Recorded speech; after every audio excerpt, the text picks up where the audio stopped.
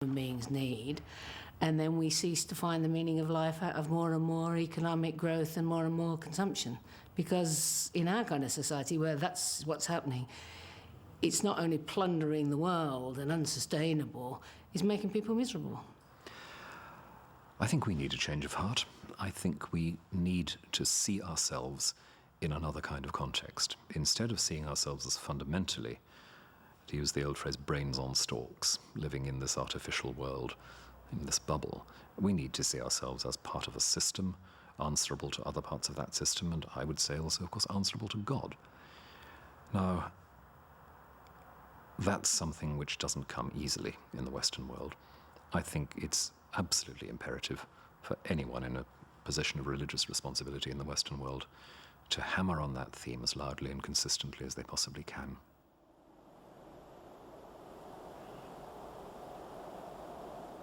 Two forces that have guided human social development through the ages has been, economic growth, how do you make yourself richer, and religion. I mean, these are the two big engines that have developed and forced us into where we are today, or shaped us into where we are today. Religion is starting to play a bigger and more vocal role in talking about protecting God's creation. And I wholeheartedly welcome that engagement. Well, the way that religion can contribute to environment is that it owns a lot of the planet to start with. We estimate that the 11 major religions we work with own about 7 to 8% of the habitable surface of the planet. Forests, farms, urban sites, you name it. So when we talk about religion, yes, at one level we can think about them preaching and teaching, because all the faiths have immensely profound statements and teachings about how we should treat nature. But they also are in the business of the environment. They actually buy, they sell, they own, they control, and they influence. And not only that, they carry authority. If they say, do this, they're going to be listened to in a way that no government, and certainly no NGO, is going to be. Those major faiths and religions are beginning to understand that they have a serious leadership role, to use their teaching, their holy texts, if you like, their authority, their inherent wisdom to draw out better messages about the responsibility of humankind in terms of acting as stewards and all the rest of it. Is it going to come in time? I don't know. I'm pretty critical looking back at how pathetically disengaged the world's major religions have been.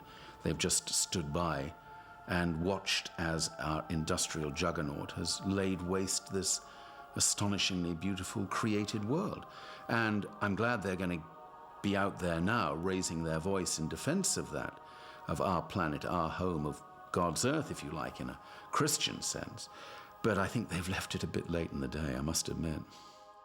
25 years ago, as I remember very well, the World Wildlife Fund organized a big conference of multi-faiths, of Judaism, Islam, Christianity, Buddhism. They all got together and determined that all those religions carried within them the moral precept that they ought to care for the environment and the creatures with which we share the world.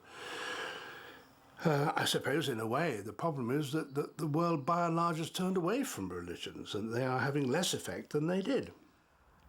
I'd hope that in relation to the whole question about the environment and ecology, I could help to keep open some of the really big questions, the questions about what is human nature in this. It's not just a practical problem about how do we avoid disaster, but how do we imagine our humanity freshly, and I think religion has a unique perspective to offer there.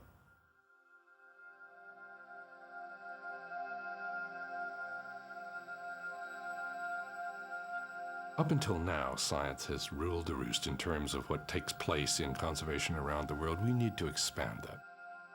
We need to bring in the humanities, poetry, art, music, dance, everything, anything that will make a difference in how people view this problem. Because this problem matters. It matters to their lives, it matters to their hearts, it matters in every way.